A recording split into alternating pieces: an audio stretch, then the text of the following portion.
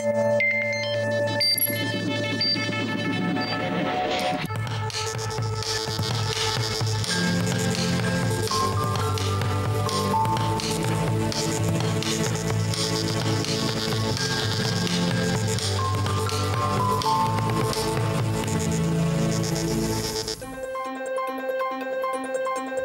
tal? Bienvenidos. Muy buenas noches. Una nueva edición de Unidiversidad Noticias de 21 a 22 por Señal U, el canal de la Universidad Nacional de Cuyo, por el canal 30 de la televisión digital abierta, 22 en Supercanal HD, y también nos pueden seguir en www.unidiversidad.com.ar. Muy bien acompañado. Claudia, buenas noches, ¿cómo estás? Buenas noches, acá estamos para compartir toda la información. Los temas más importantes, los más destacados van a estar con ustedes en esta edición central de Unidiversidad Noticias. Recuerden que si quieren comunicarse con nosotros pueden utilizar las redes sociales, en Facebook Unidiversidad, así nos encuentran, y a través de Twitter @SeñalUTV. Vamos a comenzar con el repaso de los títulos de hoy. Condenaron al chofer de Turbus. Hoy se conoció la sentencia al único imputado por la tragedia de Orcones, que dejó un saldo de 19 muertos y 22 heridos. La octava Cámara del Crimen condenó a Francisco Sangüesa a 20 años de prisión, inhabilitación para conducir automotores.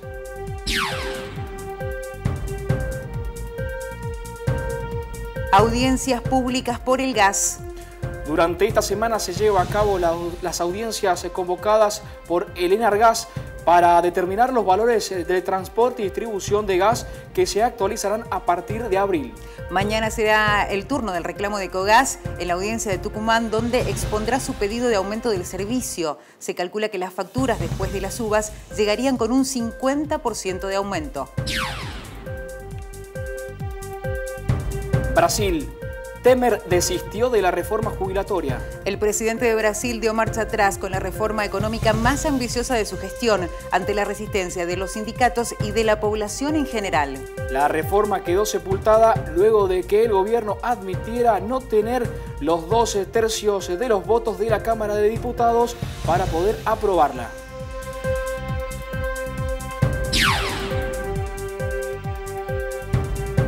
Discriminación. La mayoría de los casos son por orientación sexual. Según datos del INADI, las denuncias realizadas por discriminación en la mayoría de los casos fueron por orientación sexual, género e identidad de género. Desde la sede de INADI en Mendoza sostienen que si bien el número de denuncias es importante, está relacionado con una mayor visibilidad de la problemática. Cornejo criticó a Moyano por la marcha de camioneros. El gobernador de la provincia se sumó a las críticas de otros dirigentes radicales por la movilización convocada para mañana. Fue durante la cumbre del radicalismo en Buenos Aires donde declaró que una marcha no debe torcer el rumbo de la República. Comenzamos con uno de los temas de la jornada, con la condena que se conoció justamente del único imputado por la tragedia de Orcones que sucedió el 17 de febrero del año 2017, y ya está la condena fija y de algún modo empiezan a, por lo menos, a tener en cuenta algunos aspectos en cuanto a la justicia.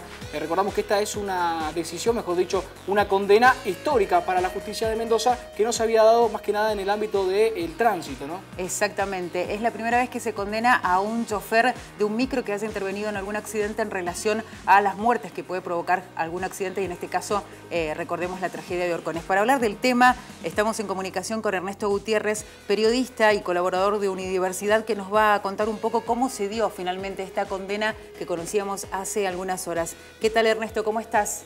Hola, ¿qué tal? Buenas tardes. Contanos un poquito cómo se vivió la jornada de hoy. Desde muy temprano comenzaban los alegatos a la hora 8:30 y pasado el mediodía se conocía finalmente la sentencia.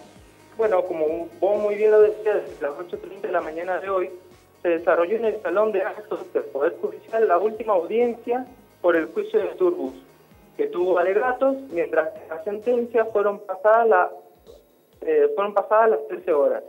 Los alegatos fueron realizados por el fiscal de Cámara, la doctora Paula Quiroga, el responsable de instrucción, el doctor Gustavo Pirrelo, los abogados creyentes Martín Sevilla y Opir de Casa. Y la Defensoría Oficial del Tufor estuvo la doctora día, debemos recordar que la tragedia ocurrió un 18 de... Tenemos un problemita de comunicación con Ernesto Gutiérrez, que es nuestro colaborador y que estuvo siguiendo el caso, ¿no?, de Turbus, esta tragedia que, como decías vos, Gastón, se cobró la vida de 19 personas. Obviamente los familiares estuvieron en el momento de la lectura de la sentencia y obviamente siguieron todo el juicio. Se vivieron momentos realmente muy tristes, emocionantes y tensos durante lo que fue esta audiencia y además, sobre todo, cuando se leía la sentencia para Sangüesa. Hay que decir que la octava Cámara del Crimen condenó entonces a 20 años de prisión y justamente las víctimas, los sobrevivientes, dijeron que ahora se viene justamente la parte civil, ¿no?, el reclamo ante la justicia de la parte civil para aquellos que lograron sobrevivir y que han tenido consecuencias, concretamente después de este accidente. Algunos datos a tener en cuenta que tienen que ver con las partes, lo que pidió justamente la defensa. 4 años y medio se había pedido para Sangüesa. Por otro lado, la Fiscalía pedía 25, que era la pena máxima. Terminó en 20 años esta condena para Francisco Javier Sangüesa, el conductor de Turbus, en aquel día fatídico del 17 de febrero de 2017, ¿no? Si tenemos que aportar algún dato más, tenemos que decir que el chofer hizo un descargo y también pidió disculpas a los familiares, dijo que no era su intención, pero también tengamos en cuenta que los datos que aportaba, por ejemplo, un ingeniero que lo puso la empresa Turbus para hablar un poco e investigar cuestiones específicas con respecto a lo que había sucedido con el micro, estableció que, por ejemplo, en la primera curva, la anterior a donde se produjo el vuelco, el micro iba a una velocidad de 90 kilómetros y en la curva del Yeso, donde se produjo finalmente el vuelco, la velocidad era de 92 o 93 kilómetros por hora, lo cual de alguna manera marcó sin duda la decisión final de la justicia. Y también remarcar la figura del homicidio simple con dolo eventual, que se da cuando al realizar una determinada acción podría ocasionarse la muerte de alguien y que pese a este peligro, ¿sí?, pese digamos, a prever el posible resultado de la muerte de una persona, se continúa con el accionar y no hizo nada para evitarlo. Puntualmente por esto fue condenado Sangüesa y a tener en cuenta justamente la figura del homicidio simple con dolo eventual. Bueno, vamos a pasar a otro tema. En este caso hablamos de la audiencia por el gas. En realidad hay que decir que durante esta semana se están realizando 2 audiencias. Sí. Una en la provincia de Buenos Aires y finalmente la más importante para los mendocinos va a ser la de mañana. Esto va a ser en la provincia de Tucumán, donde obviamente las empresas, tanto transportadoras como distribuidoras del gas, van a exponer su pretensión de aumento. Se hablan de porcentajes realmente importantes. Hay que tener en cuenta algunos datos como, por ejemplo, que las audiencias fueron convocadas por el gobierno, por el Enargas, pero que no son vinculantes, es decir, se toman estos datos, pero finalmente es el gobierno quien decide cuál va a ser el porcentaje final del aumento. Hay que decir que no solamente se van a estar discutiendo los valores del transporte y distribución, sino también se van a analizar distintas propuestas para estabilizar las facturas. ¿Para qué? Para que no haya tantas diferencias cuando decimos, sí, es más barato en el verano que en el invierno, o el aumento generalmente se da en el invierno. Bueno, para que no se establezcan esas diferencias, se van a analizar algunas alternativas. Hay un dato importante, Gastón, que seguramente a la gente que está viéndonos le va a interesar, y son datos oficiales del Observatorio de Energía, que además se ampara en datos que han brindado las empresas de manera oficial de cuál ha sido la recaudación en el 2017. ¿Sabes cuánto dinero ha sido? ¿Cuánto? 3.500 millones de pesos han recaudado durante el 2017 las empresas, tanto transportadoras como distribuidoras, y es por eso que ellos dicen, más allá de esa cifra, que las ganancias no son buenas y que necesitan un aumento. Se estima que en abril finalmente vamos a estar pagando un aumento del 50%. Eso te iba a preguntar, porque me imagino el mendocino preocupado por decir, bueno, ¿cuánto vamos a pagar? Entre el 50 y el 51% de aumento ya a partir del mes de abril, y empieza la preocupación de cuánto va a ser el total, cuánto vamos a tener que pagar. Bueno, el mendocino justamente se preocupa por esto, por los datos específicos, y empezar a decir, si yo pago 100 pesos de gas, empezaría a pagar 150 y así. Espero que, ojalá pagáramos 100 pesos de gas. Pero bueno, esto va a empezar a subir considerablemente a partir del mes de abril. Y obviamente tenemos el testimonio en este caso de José Luis Ramón, el diputado nacional electo, que justamente habla de este tema. Hay 3 ejes sobre los que nosotros basamos la participación. La primera de ellas es que Mendoza tiene que ser considerada una provincia con características climáticas patagónicas, como ya está resuelto científicamente con el informe del doctor Federico Norte. Vamos a representar un colectivo de 15.000 familias de Malargüe que están necesitando que la empresa Ecogas les haga el tendido de la red para tener gas en sus domicilios, que no lo tienen.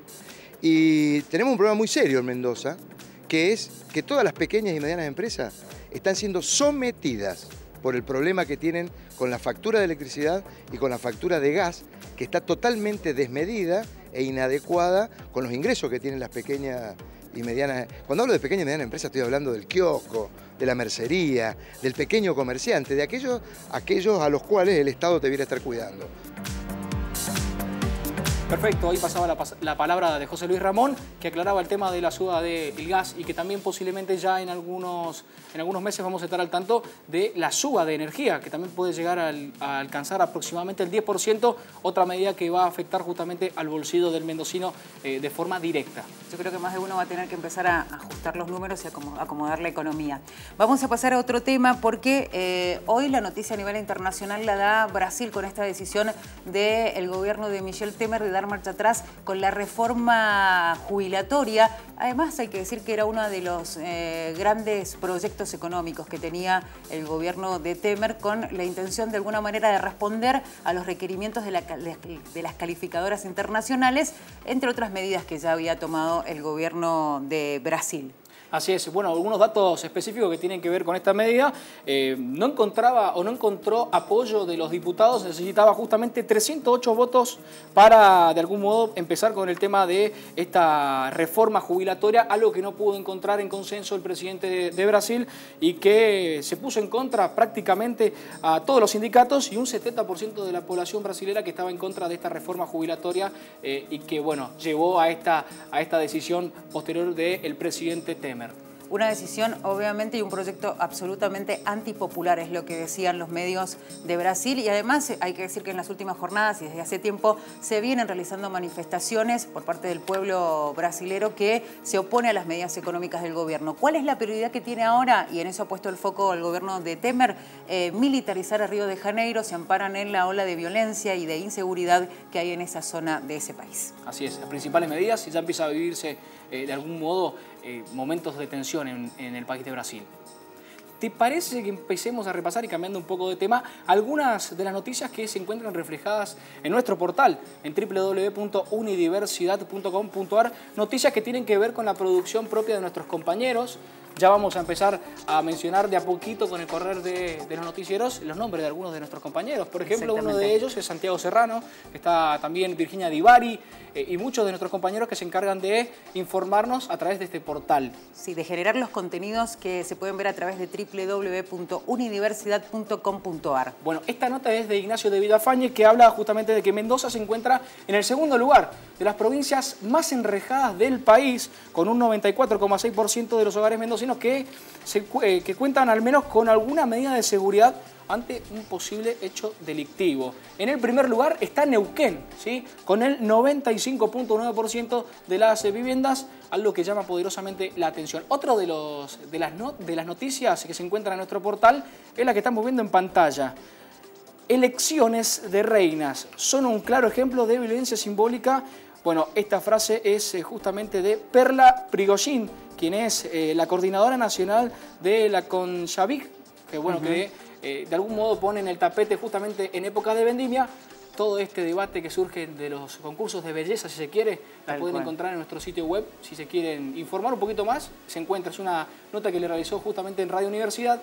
Y bueno, la compartimos en nuestro portal de www.unidiversidad.com.ar. Bueno, recuerden que pueden ver todos los contenidos que generan los medios de la universidad a través del portal. Nosotros nos tenemos que ir a un corte, repasamos las vías de comunicación, recordemos que lo pueden hacer a través de redes sociales, en este caso en Facebook nos ubican como Unidiversidad y en Twitter @señalutv. Ya volvemos.